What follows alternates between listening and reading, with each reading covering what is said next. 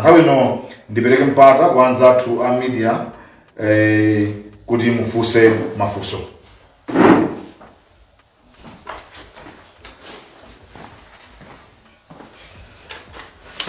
Dzina langa Isaac Salima kuchoka ku Times.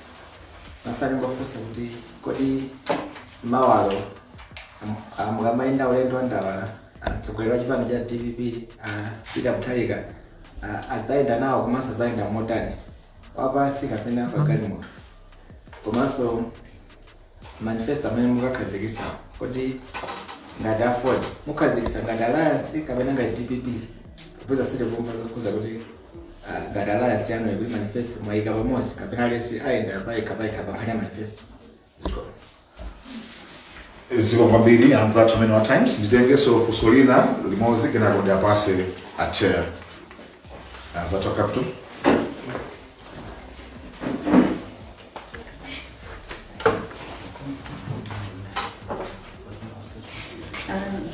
Zinanga Jimewezi Ndongo FM. Mimi nakuuliza nina kuti manifesto ya DPP yatenga chaka cha thunthu mukusonkhanitsa mfundo komanso kuti mwakhala banga research kwa nthawi yayitali. Tsono ndimene mwapangira mgwirizano ndi afford oposa atawafotokoza kuti atawunika unoti mfundo nzofanana. Komano mwalumikizitsa bwanji manifesto amenewa pozindika kuti muna research yomwe munapanga DPP ndi research yomwe munapanga afford pathu akhabe mfundo zina zomwe ndizosiyana. Komanso potengera kuti mgwirizano wangobwera kumene, so research yawo iye ndi mgwirizano mwapanga kumene sindikuyembekeza kuti mwina zonse kuti zili 100%. Pa mfundo zina mwina zomwe mukusiyana munakhala basi ukambirana kuti mulumikizitse kuti zikhale zogwirizana ndi mgwirizano omwe mwapanga. Ziko kwambiri anzathu a Times. Mwina nditenga second set, so anzathu a Zodiac kale ine. Nthawi ino ndapasa chair kuti yanke mafunso athu. Ziko kwambiri. Ziko kwambiri. Nzanga ndithandizira kuyankha. Mangofuna ndinene kuti tanena kuti program ya mamawa ya ku Mount Soji imeneyo ndi ya invitation. Ndimafuna nene 7 epo okhawa amene ali invited kubwera akuluakulu ena ochokera kunja, akuluakulu ama companies, economy, komanso andale amene akuzachita witness imene ku Mount Soji.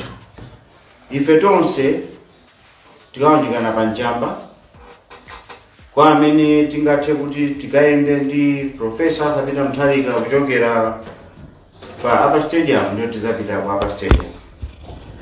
Mayendedwe atsogoleri wathu ndikudabwa kuti lero yakhala nkhani ndi mmene amayendera masiku onse, ndi mmene amayendera nthawi zonse. Zizaoneka konko kuti tizabwera nawo helicopter, tizabwera nawo mpatadenga, kaya azafuna zaende nafe wapansi, zonse zotheka. Inu muzangobwera muzaone zimene takonza kuti kodi Professor azaenda bwanji. Funso lachiwiri wezi yokhuza manifesto, ndizoona kuti manifesto yathu yatenga nthawi tukuphika, and at the same time nawonso afford amaphika yawo. Manifesto imene anayapamba muja ya DPP siya DPP yokha, ndi manifesto yawo. Titamaliza mene tinamba kambirana ndi anzathu a Ford, tinawunikiranso manifesto ya Ford kupezeka kuti zimene zili mu manifesto ya Ford ndi manifesto ya DPP over 90% we are talking of the same thing. One, tithandiza Malawi kusisa mitengo ya zinthu. Forex ingapezeke bwanji kuti zinthu ziyambe kuyenda mezi mayendera. Kodi fertilizer sizija zoti 4,000 enkanso zija. Yeah, we are talking of realistic figures and many zilili pa ground.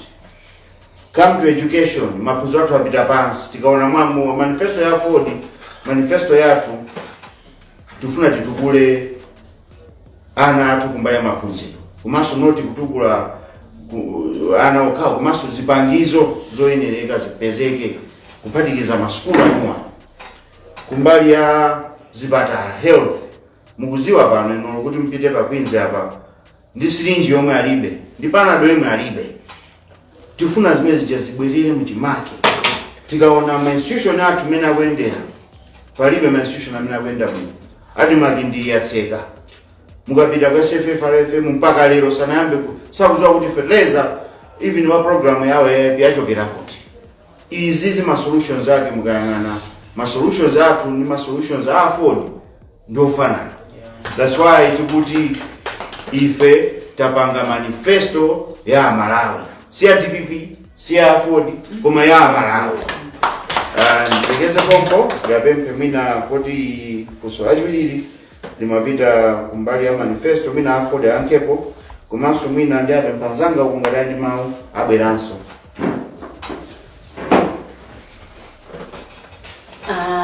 Ndiya nkhani ya manifesto kwambiri ndinayankhamonso kumambiriro kunena kuti chipani cha afford kupanga alliance ndi DPP sichinatengere ma positions, chinatengera manifesto ya DPP after kuiwerenga manifesto ya DPP. Nde kwambiriso ndiyankhulanso kunena kuti anzanga abale wanga kumpoto chipani cha afford sichinatengere ma positions, chatengera manifesto ya DPP, manifesto ya afford. Ataona umene kuti chofunika ndi chani, chofunika kuthandiza Malawi kwaombula Malawi kwadali akupya pasi moto pamwamba moto ngati chibungu. Ndi anazaona kuti I think ndimene kunena manifesto ya DPP ife tisatengereza position titenge manifesto ya DPP ndi yathu tigwire ntchito limodzi ndi DPP. In short, zomwe zili mu DPP ndi zomwe zili mu afford ndi tingathe kungonena kuti manifesto yathu ndi imodzi. Zikomo kwambiri.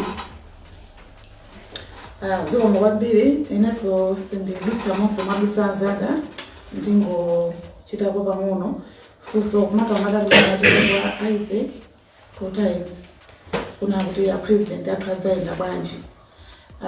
Ino anzathu times timathokozani takhala nanu ma-activities osiyana-siyana. Pompano ndinayi nanu ku BICC kumene president athu amapereka ma nomination awo kumeke. Kwimbi limene ndinali kumeneko president akanakhala mayenda pasi ndikukhulupirira kuti akanapondedwa.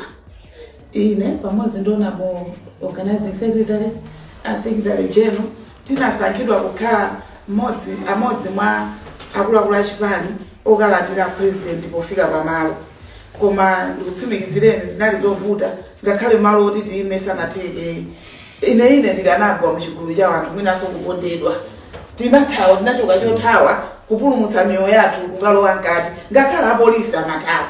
Ndiye ndikana kuti president akayenda bwanji fuso ilili yankhulake ndoti president sangamayende pasi muchikhwimbi cha wanthu.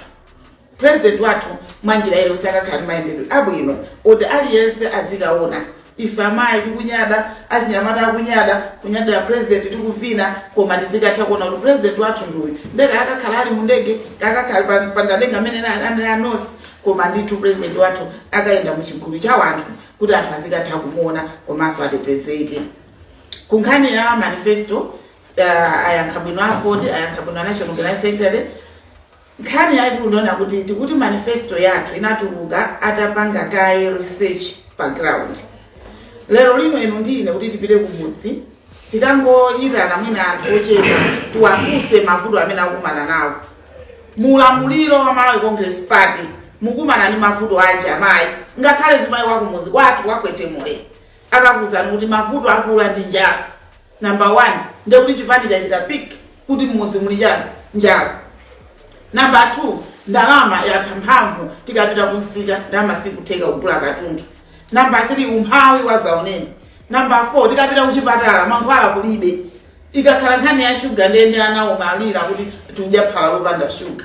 So ndi zinthu zote zikuyankhulidwa nsanje tuchitipa. Mavuto eni amene ali background ndiye sample ya kapena ndi questionnaire imakhala kuti yatenga zinthu zofanana zilibe kuti ndi questionnaire ya phone kapena questionnaire ya DBP koma aliyense amene akupanga research yeniyeni yolondola pa ground akupeza mavuto ofanana ndipo ngati zipani zimene zili zokonda anthu zofuna kupula anthu pamoto zikuyenera zipereke mayankho kuzimene anthu akudandaula tsiku ndi tsiku kupyolera mu research imene yakhale kuchitika ndiye ife ndafoni tafufuza zinthu zofanana ngakhale iwo amene zakaningawo akudziwa chilungamo akatuma anthu awo kupita pa ground ukapanga research akumabwerera ndiukanena kuti koma pa ground sipali bwino koma betiyeni tizinena kuti boma ndi lomweli boma lingakhale lomweli anthu akuti anakuza mitatu musiye zimenezo musazanenenso anthu akuvutika pa ground chilungamo akuchidziwa ngakhale president akudziwa kuti amalawa akuvutika koma asankha atseka makutu atseka maso asankha kuona ngati amalawa azakhala osaganiza kupita chitsogolo koma aya amalawa sitingabusise mpaka nakale lero lino mukamandiganiza kuti mufuna mutipatsirana obadwa kumene ndalama tikungokuyang'anani ukama zambiri zimene mwana ama manifesto mwana utawerenga umangoseka soyeza kuti anthu awa ayi ndithu zinthu zasokonekera abalalika ife tikubwera ndi solution kwa amalawa DPP ndafodi ndi mayankho silipereka ulemu yayi asogoleri amene mwanazathamira kuli mukuziwa kuti kumusi kuli anthu amene kukhala masiku 30 or 2000 wajose Oh yes.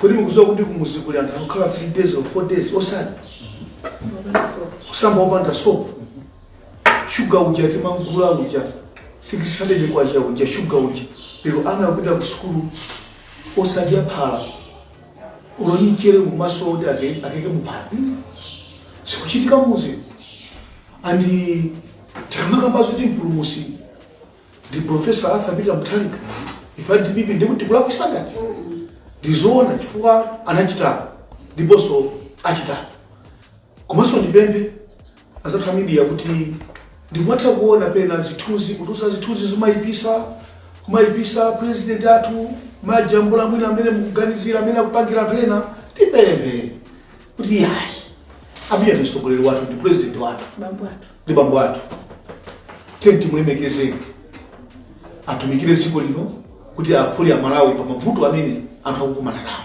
fa amalawi akuzunzika kwambiri mwina ife timakhala tawuni munomo bona timatha kumaona zina ndi zina kumudzi lero kumudzi kodi ndi angati amene angakule thumba la fertilizer 150,000 kwacha ndi angati kumudzi lero thumba la chimanga lero lafika pa 100,000 ndi angati security guard amene amagwira ntchito ku Sekiriko ndalama yake imene amayandira 75,000 kwacha 75,000 kwacha munthu akugwira ntchito 30 days kungogwirira thumba lokha la chimanga lomwenso thumbazo sikukwananso kuyanga na even misemo apolisi jombo akuchita kumasokesa jombo kumadangana mukaunjika jombo yoti avale zofesa kiswani kwambiri tikamati mpulumusi ndamina kubwera mpani takubwera ni mambo zaone kuti mpulumusi azati cha auza malawi cha anina kuti cha so mawa kuchitika zinthu boma la Malawi lapa 16 liyambira mawa boma lapa 16 liyambira mawa boma liyamba mawa bwera muzamuona kuti kodi kuchitika za mtundu wanji mawa amene ali tambala wachi kumuzi amene tambala jamaa ili nthawi yoperewera chifukwa tambala mali nthawi ya 2 koloko kazi na 12 koloko kumali kwa tambala ina mali ya 8 koloko taabisa tambala mili uzali mawa kuchita kujamba ose chilo kumwabwesa tambala amene chifukwa mawa tikaika maloko pakosi paite mamanga ndi maloko mawa muzaone chifukwa mpulumusi akubwera oti akondola Malawi zingomwambiri. Yeah, we can take another set. I think in the interest of time, tita langa muta kudia nkirati kama panga one on one. Otherwise, ni mafuna ningo fusa kuti manifesto yanu how legally binding is it? Kuti ngizano ndondani kama za security mwaiko za moda they will respond to kama one on one. Okay. Ziko mwambiri anza to Zodiac. Mwina police mafuso yenu anza to media. Kabena takutseka government takutseka. Thank you very much. Tutokoze chair briefing yatu mama Honorable Suleiman kumasu tutokoze mbali yonse ya DPP ndi anzatu sokumene kwa na watu wankulu anzatu forward. Machine EPM machine akuti azai ndali Yeah, Okay. Yeah, Yeah, you can. Okay, very good. Zungu mwambiri Kasim Aubi Team Zodiac timaunyandira chimene kunena ndicho kuti manifesto ya DPP ndi afford ndi imodzi. President amene akuyimira DPP ndi afford ndi imodzi, koma mothandizidwa. You know kuti tili ndi Enoch Chihana amene ali president wa afford amenenso pa 16 vana kuzakhala second vice president. Kusonyeza kuti ndipo muione timu yo maturity imene momo. We are serious. We mean business. Ziko pamene afika hapa tukufuna anthu serious. Anthu amene akuziziwa kuti tichite press button it. And if you look at the capacity, the capabilities of Professor Arthur Peter Mutharika, Dr. Jane Ansah, and the Honorable Enoch Chihana, there is no other team on the ground. Kasi ndima reporters mukuziwa gale. Isisomaga kwenye mwenye kutuzo abera. This is business. We want to revive the nation. At the same time, we have maturity, which even the donors are happy. They are satisfied. Angodiira kuti tikangopanga ma formalities aka 16 muone mmene madollars angabwerere mziko. Kumbali ya security ndinene pano kuti of course chilolezo napasidwa apolisi chita promise kuti atiteteza, koma sikudalira mbali imodzi yokha. Ifenso ngati chipani tili ndi security yathu imene ili yamphamvu kwambiri. Muzoti DPP ndi chipani chachikulu kwambiri m'Malawi muno, and security yathu siyamasewera. Mumaona asonokha maziwa asonokha kuti security yathu ikafuna kuchita secure pamalo pamakhala kuno bwino. So anthu asadandaule, security ndiyokwanira. Komanso aliyense amene akubwera mujamba amene ndi wa security wa ABM. Yes. Aliyense amene akubwera kandi zimayi kandi mwana amene yoyo payekha amene yonse ndi security yathu ya chipani chathu. So mafuna ndikusimikizire na Malawi kuti bwera mamasuka mukhoza ndithu kunyamula nanu kumbuyo kumabwera kuzakhala msonkhano oti simunawonepo. Mukuziwa kuti ndale zathu ku Malawi kuno zimayambira pa Njamba Freedom Park. Zikuyamba mawa tikuzatseka pa 16 pamene tikuchotsa boma la Nkhanza, boma la Tsankho, boma la nepotism limene ife amalawi kuno kumwera, amalawi kumpoto, ngakhale ku central region, ku eastern region tavutika nalo kwambiri. Amene akunjoya ndi ngongole za nifu ndi azibale awo okha ni mtundu umodzi. Nepotism yafika pa west. Ana president ali munchito za boma wopanda olopita for my interviews, zizukulu azipongozi onse akudya ndrama za misongo osagwira. Mukuziziwa kale ngakhale amanena kuti DPP ndi nepotism, koma umboni ndokuti Malawi mauona nokha, Tsankho maliona nokha. Ife zimenezo tikuti ayi afford DPP ndi ma partners ena tikwalandira mawa tikupita chisogolo kuti tipulumutse Amalawi. Ndipepe kuti tisanamalize mina anzanga ngatali ndi mawu amodzi awiri nditseke ndiyambira 40 then ndimalizira director athu ama zikumwambiri. Potitili kumapeto ndimafuna kuti Amalawi choyambirira ndapatse masamu amene pomaliza akhale ndi yankho la chisankho pa 16 September. History is open kuti Malawi Congress Party sinawine ku chisankho. Ndipo history is open utaka upeza mavoti iwo okakayima ndi 1,400,000 below.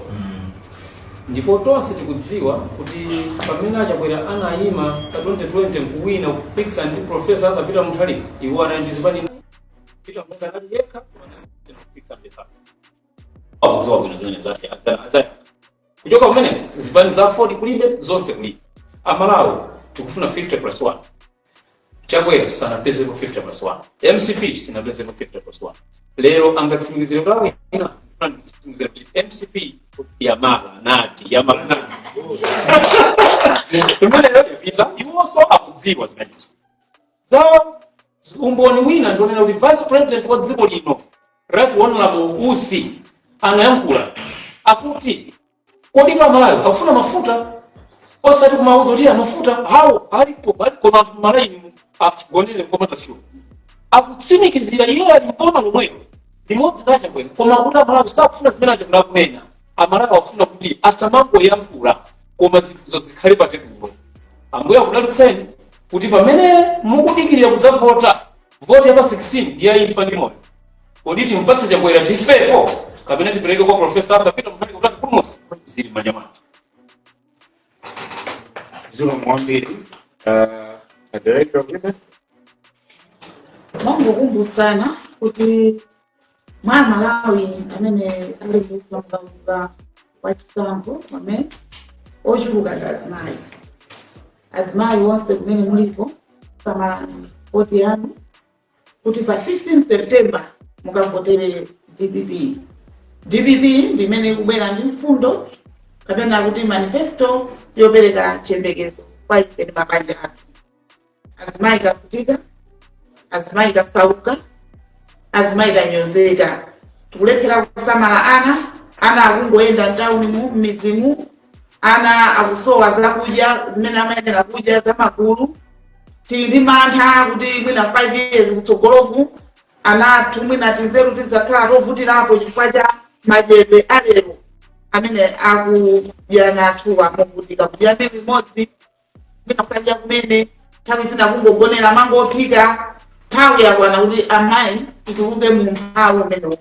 Ndiye ndifuna ndibwereze kuti voti yathu ndiyofunikira kwambiri kulikonse kumene muli nsanje tuchitipa isamaleni ifeyo pa 16 September mama omwe kusanache tikakhale tili pasere kuonesa kukwiya kwathu kuti tithani ndipo Malawi Congress Party ndi kuyika DPP imene ipereke mayankho ku mavuto athu. Tatopa tavutika tasonzika azimayi ndipo ine ngati mayi zanu ndine mboni ya mavuto amene amayi onse tadutsamo. Ndadya nawo chitedze ine apita chitedze amayi anzathu kumachinga ndadya nawo chitedze lidachilawa sizoona. Ndadya nawo nyika kusanje sizoona. Ndadya nawo udzu kuphalombe udzu wongopulula kusefa kudyetsa wana sizoona. Malawi Congress Party mwatilakwira kwambiri. Zisadzachitikenso mu history ya dziko lino zimene mwapanga. Ubwino wake mukatuluka pa simudzalowaso. Simudzalowaso simudzalilawaso ngomayi. Simunapange bwino. Masiya mbiri yoyipa olopali pa mtundu limanena kuti mtundu umene osadzasaka osofuna. Mwatichitisa manyazi kwambiri.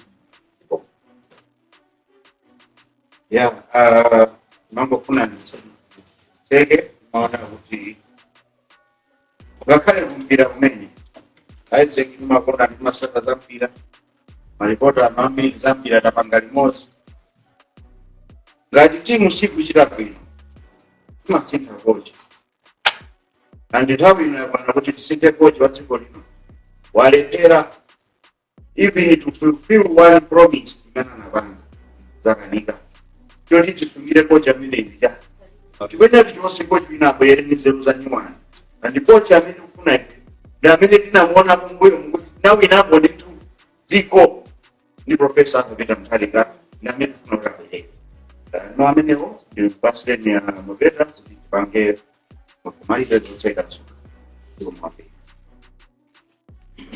Ziko mwambiri ache athu mama uno komanso tukoze timu yonse mbali ya TVP komanso timu yonse mbali ya Airport chifukwa cha kumano mauno kumemeza anthu kuti mawa tikwenya wani tiyambire sponsors kumene kuli manifesto launch tibwereze kuti it's by invitation ndiye amene tilibe kadi yoti tikalowere pakhomo isavulike tilondole njira yopita kwa stadium tikadikire Profesa Adapita Mutali tikaende naye tizikapita kumjamba kuti amalawi aziwenso kuti afford komanso TPP yabwera matali ino akula kusogolo kuno komanso anzathu media ndilole malize program yathu mama uno kuti no tichite manita zina kwa kusogolo kuno matali ino ndilole ndipemphe kuti amanasekwenze fero atitsekerenso ndipemphero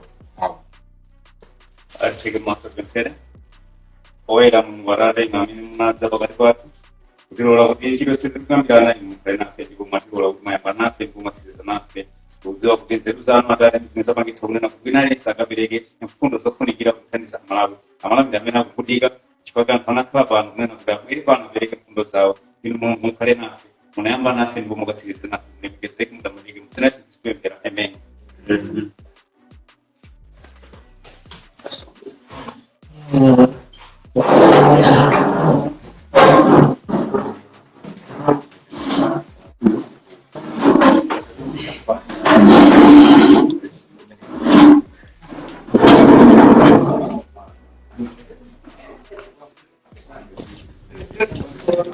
Pano tafika sopano ndi pamapeto pa msonkhano wa atolankhani umene unali kuno ku likulu la chipani cha DPP ku New Naperi mu mzinda wa Blantyre.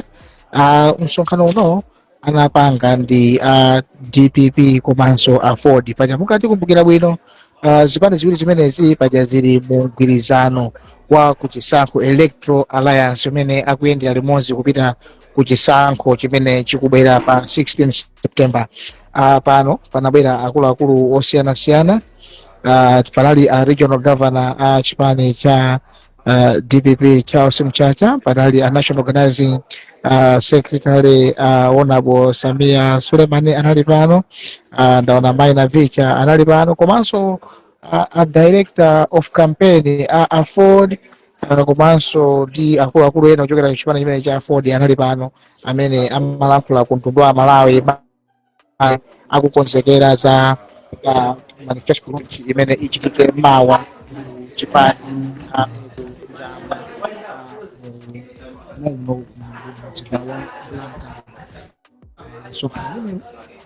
uchitika mawa anajamba ndipo lero amakufotokozera zimene anthu ayembekeza kuti mawa kukakhala chani. Ndikuseni kuti tikumaliza sopano zonse kuchokera kuno kuti ndaziriza zikabanja pa aseke.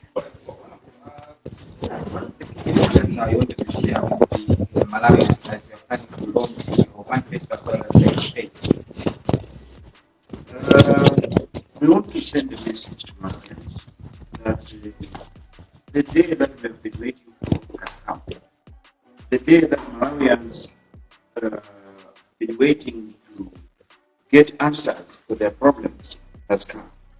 Our manifesto has been well researched, well cooked. It talks to the problems that we have on the ground, and it gives solutions.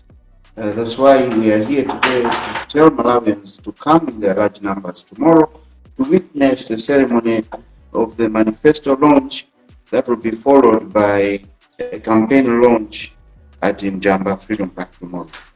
So it is a big day for DPP, Ford, and all partners that are coming with us on this journey to 16 September 2025.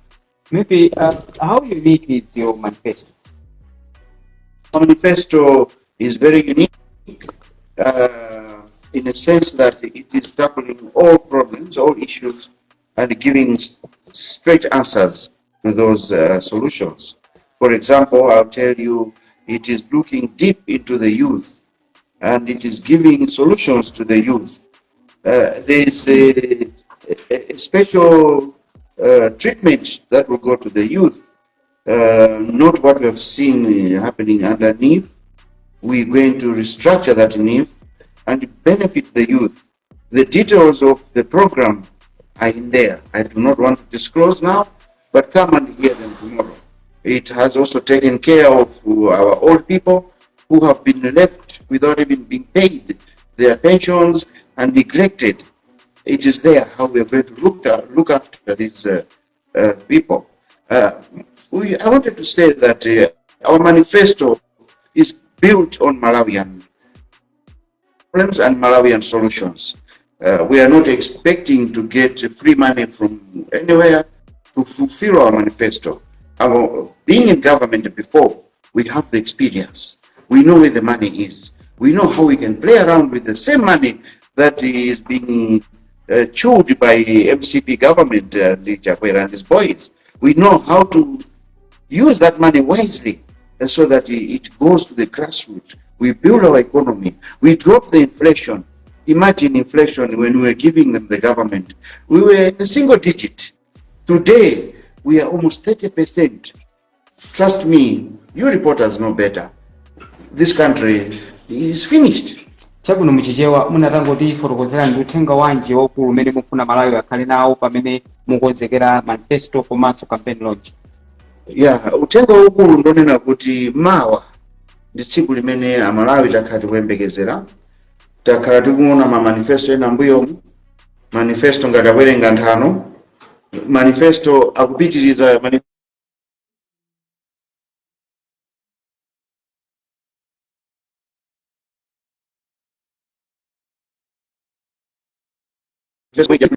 Wera ndikuzamva mfundo za manifesto ya DPP ndi ya Ford.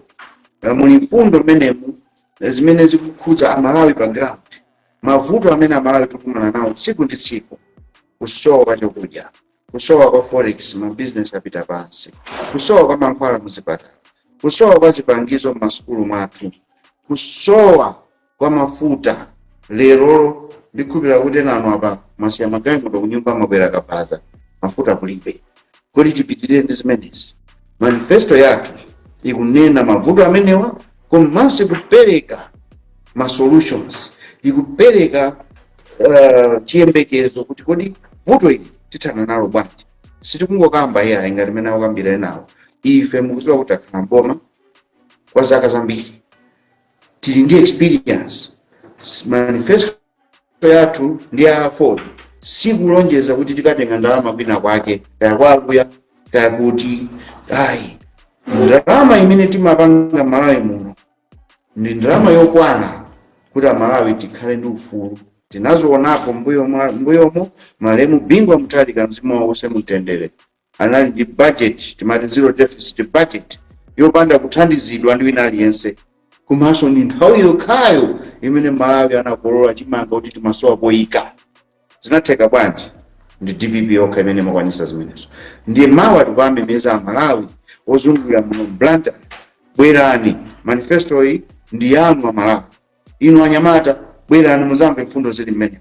Mwaona tikongoleza nifu angopereka chigawo chimodzi, angopereka kwa mtundu umodzi. Kumpoto kuno kumwera ku east palibe.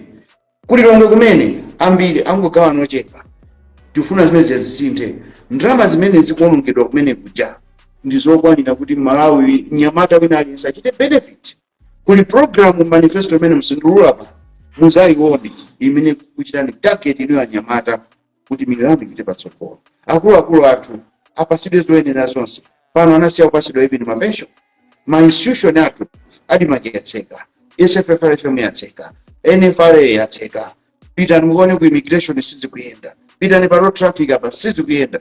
Chilichonse chaunongeka.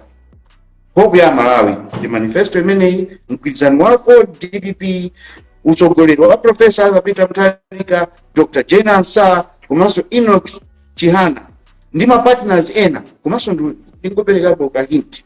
Bwerani muzaone kuli mabomba Sunday. Tikulandira lendo ena muziwana Sunday.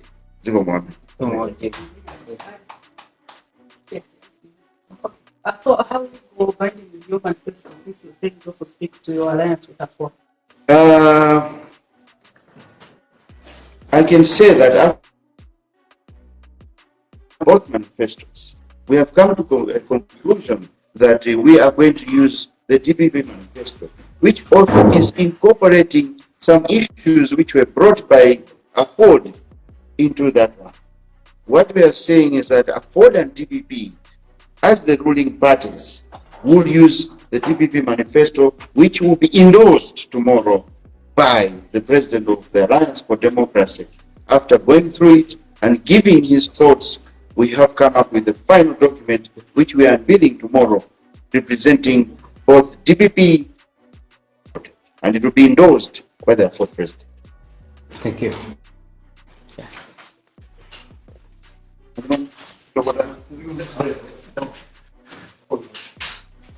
Good. Yeah. Yes, that was fine. All right, so first of all, introduce yourself. No, I am Chris Michael Taulo, the Deputy Secretary General operations of the entire party in this nation. So you belong to Malawi Association. So as a Ford, you have entered into this partnership with the DPP, and tomorrow is the launch of the manifesto as well as the campaign.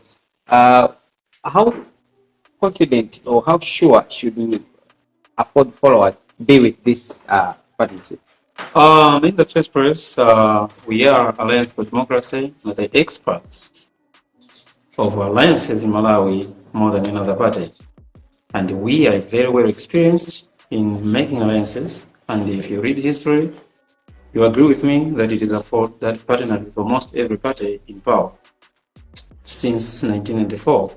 So I want to assure our Malawians and the AFOD members in particular that everything we're doing here at the top is that for poor Malawians. Our target is to save those who are suffering.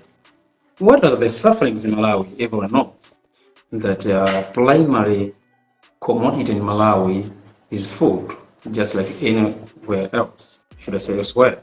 Now we are saying, because we're targeting to deal away with the deliberate hunger that has been created by the Malawi Party regime, we know for sure that evidence is on board that it is DPP that ended hunger since, and should I say, that was created also in 2022. The coming in of Bingu Mutharika sorted out all this mess, and the supply of maize was everywhere. We had bumper harvests, and we were able even to donate to Europe, in America as well. So now we are saying the assurance of ending hunger with the DPP is a very open secret than another political party. Fine. In closing, you are saying how sure our members should be. I'm ready now to conclude that. We think of why we don't have maize. The answer is because of exorbitant prices of fertilizer that has come into the individual families accidentally. In this regard, these people expected that putting Chakwera in power, the fertilizer would be below 20,000.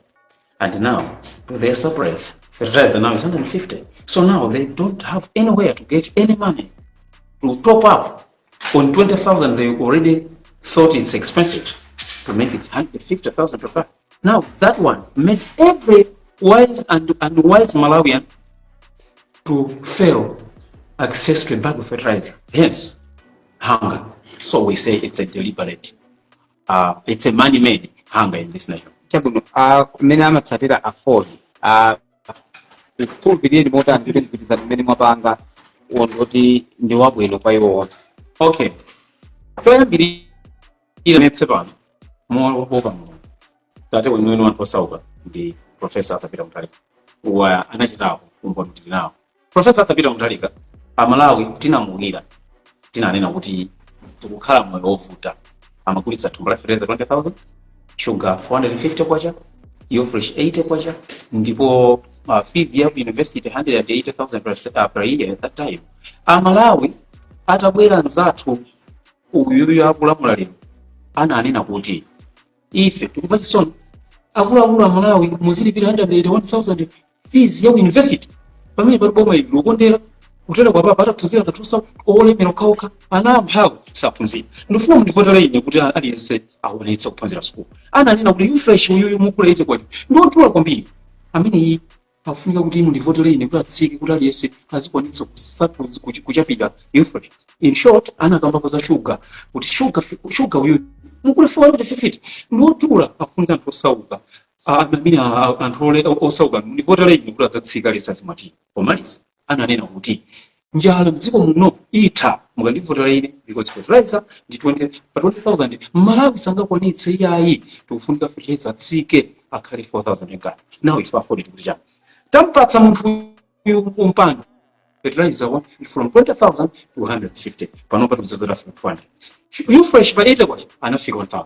Then sugar pa 450 wafika pano 6,000 then 5,000 just like that. Now tunena kuti pazonsezi kodi umboni woti kuti wachita usachita ulipotani tikuwuzana malawi kuti umboni woti Profesa Peter Mutharika tonse tinawo wopenga wabwinobwino akudziwa zoti chakwera sangathe tonse tikudziwa wopenga wabwinobwino akudziwa kuti chakwera chonchi kungwapatsa bomba pa 26 September pa 16 September ndeuti shuga uja pangarati pa 6000 akamadza fika 2030 azakhala pa 13800 maexpert amasamba mangaka. So tunena kuti tikufuna boma langa tilapita limene adatenga boma lija linakhala stable osakwera kwa katundu dolo sakwa osatani kuyenda nalo 6 years tikukhulupirira kwambiri kuti ndiye khai amene angabone ifafo tukhulupirira bwanji tukhulupirira kuti zimene Profesa Peter Mutharika achita kuka zimene so timaganiza kuti ife tichita zimene so Profesa Mutharika akonzeka kuti achite zimene so ife tinakonzeka kuti tichita. So tanena kuti sitikuyeneranso kuzipanganso separate ife we are one using the name democracy as manzanga ina napanga kale tunena kuti Democratic Party komanso Alliance for Democracy point zathu mapila zathu skeleton yathu yomangira dziko limodzi chifukwa chake kutsimikizana mlandu kuti tiye support Profesa Peter Mutharika komanso Vice President Jane Ansah komanso Second Vice President Enoch Chihana ni short pomwepo mutulole ndikukamba za marani akulu pangolini Jane Ansah chifuna kuti pa Jane Ansah pokha minus Peter Mutharika akuposa President ali SY bila mdziko ndi class ndi munthu woti wakugoyikuzapo milandu mumaona kuti Justice Jane Ansah kusenza kuti wachilungamo kuyambira kumalamulo komanso Bishop Jane Ansah wachilungamo kupita so kumalamulo school yapa mwambo kosa aliyense wayimawo except the President APN kuchoka kumeneko kukonda chilungamo ndi munthu amene kudziwa kuti corruption aithetsa tsiku limodzi fo ndiopa Mulungu komanso weruza mlandu amalawi konzekani basi zinthu zaita kunapa. Thank you. Okay.